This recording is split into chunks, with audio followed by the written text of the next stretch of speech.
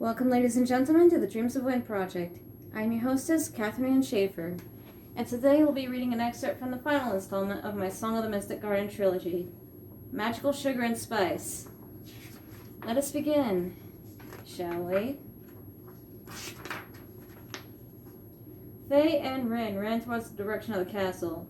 Everyone was running around screaming, panicking, crying, and freaking out.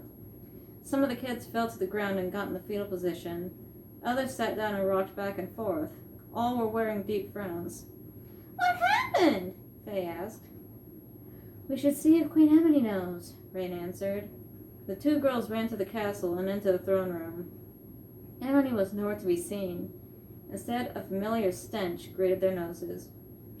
"No!" Rain growled. "Our enemies were here, Faye, and I think they took the Queen." "I can't believe this!" Faye fell to her knees. "Faye, stand up right now," Rain spoke up quickly. "Huh?" Faye asked as she stood up. "Quick, smile!" Faye managed to smile. "Oh, thank God," Rain said with relief. "What?" Faye asked. "It is probably because you are not one of the natives of the Mystic Garden," Rain explained. "Queen Amity once told me that if something was to happen to her, all of the residents would be in danger. I at first did not understand what she meant, but now I think I do. There had to be a reason why the Mystic Garden has survived being next to the exoteric wasteland, and I think it's positivity." "Positivity?"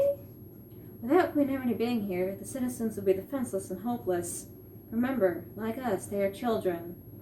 Also, looking into Mystic Garden history, I have learned that most of the kids living here originally did not have magical powers, or if they did, the powers were dormant in their bodies and the kids did not know how to waken up the abilities.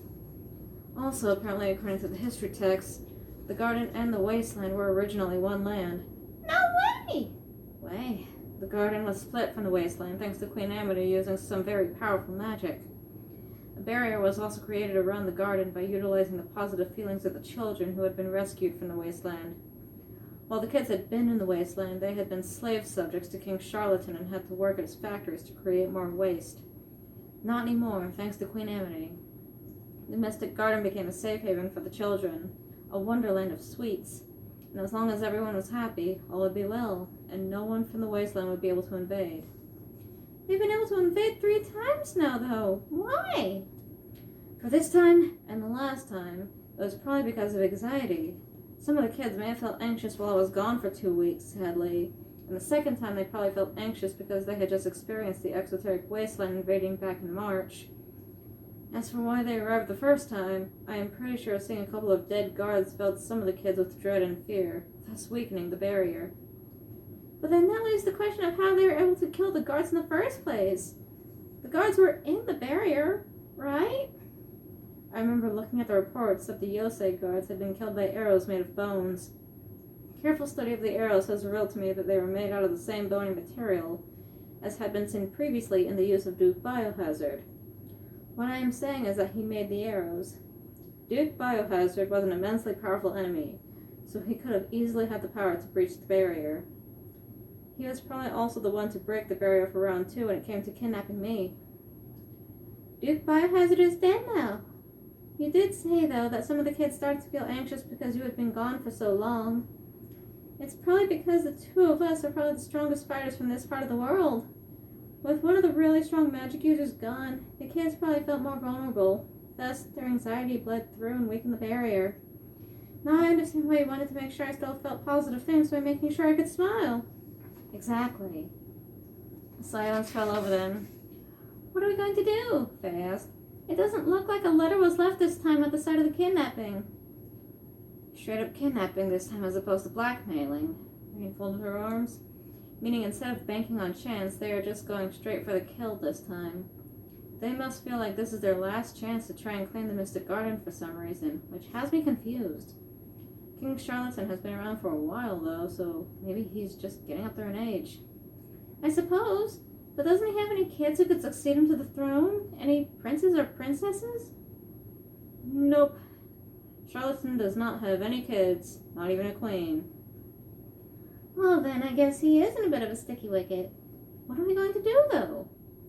Rain closed her eye and thought.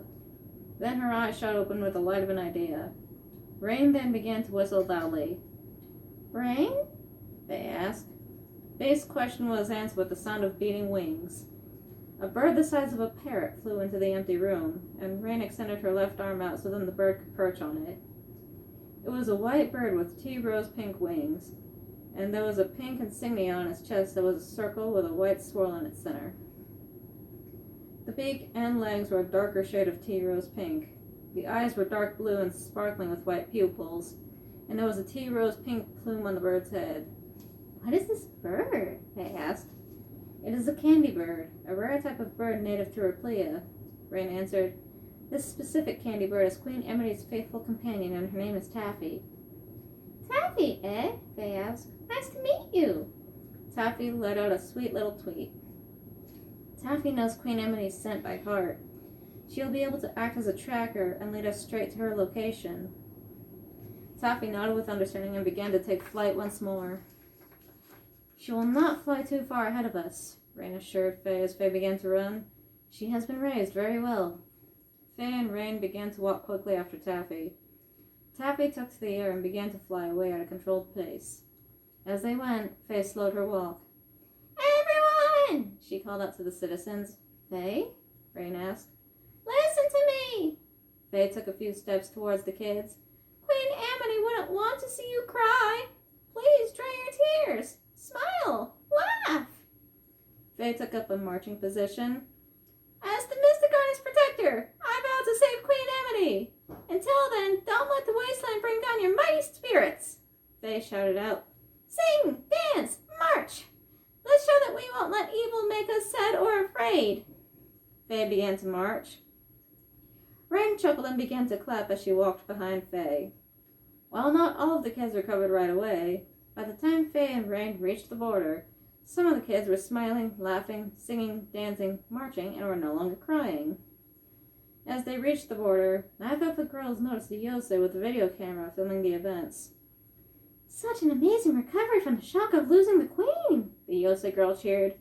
I must interview the kids and see how such a thing was possible. And, oh my, what is this? Faye and Rain approached the border, unceremoniously leapt over it, and marched off into the exoteric wasteland beyond. What bravery! Heading into the exoteric wasteland alone! The Yosei gasped. This is national, no, international news in the making! The Yosei quickly flew from kid to kid, interviewing as she went. Once her camera was done filming as much as it could take, she flew out of the Mystic Garden. I've got to show this everywhere, the Yosei spoke out loud to herself. This is going to turn out being the event of the century for all of Replia. And that was an excerpt from Magical Sugar and Spice.